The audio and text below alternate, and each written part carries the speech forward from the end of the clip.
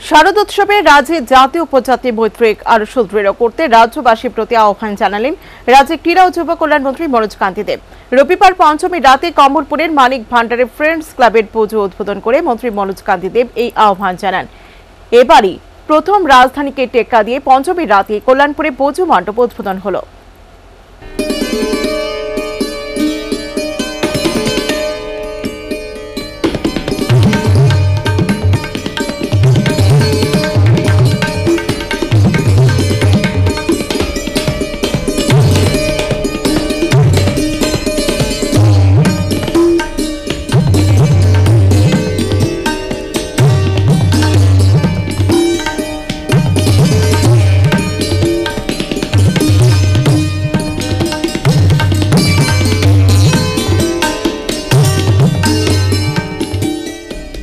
এই প্রথমবারের মতো রাজধানী আগরতলার সাথে পাল্লা দিয়ে পঞ্চমী রাতে কমলপুরের একাধিক ক্লাবের পুজো প্যান্ডেল উদ্বোধন হলো।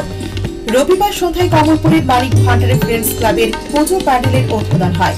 এবছর বিশালাক্ষী মন্দিরের আদলে পুজো মণ্ডপ করেছে ফ্রেন্ডস ক্লাব। এদিন সন্ধ্যায় এই পুজো মণ্ডপ উদ্বোধন করেন রাজ্যের ক্রীড়া ও যুব কল্যাণ মন্ত্রী মনোজ কান্তি দেব। উপস্থিত ছিলেন বিশিষ্ট রাজনীতিবিদ প্রতিমা ভৌমিক।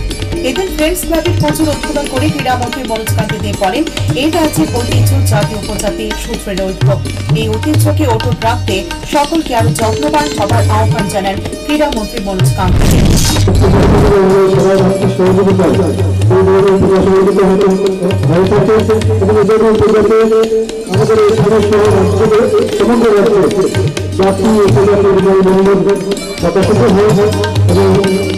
আমরা আরো মজবুত কিছুক্ষণ আগে সংস্কারের পক্ষ থেকে আমার কাছে দাবি করা হয়েছে সক্রিয় দাবি অবশ্যই দেওয়ার চেষ্টা করব এবং আমি তাদেরকে বলব একটা সঞ্চয় করার জন্য, কারণ গাড়ি সক্রিয় গাড়িরা কেন্দ্রের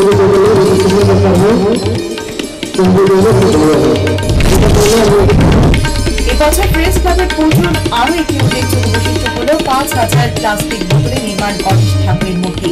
রবিবার রাতে যুব সমাজ ক্লাবের পুজো মণ্ডপেরও উদ্বোধন করেন ক্রীড়ামন্ত্রী মনোজ কান্তি দেব। কাল্পনিক মন্দিরের আদলে যুব সমাজ ক্লাবের প্যান্ডেল নির্মাণ করেন স্থানীয় শিল্পী সমীর দাস। এদিকে পুজো মণ্ডপ উদ্বোধনের পাশাপাশি পঞ্চমী রাতে আরো একটি নজির সৃষ্টি হল কমলপুরে। পঞ্চমী থেকে কমলপুরের পুজো মণ্ডপে দর্শনার্থীদের ভিড় ছিল লক্ষণীয়। গভীর রাত পর্যন্ত মানুষ শহরের ক্লাবে ক্লাবে ভিড় জমান।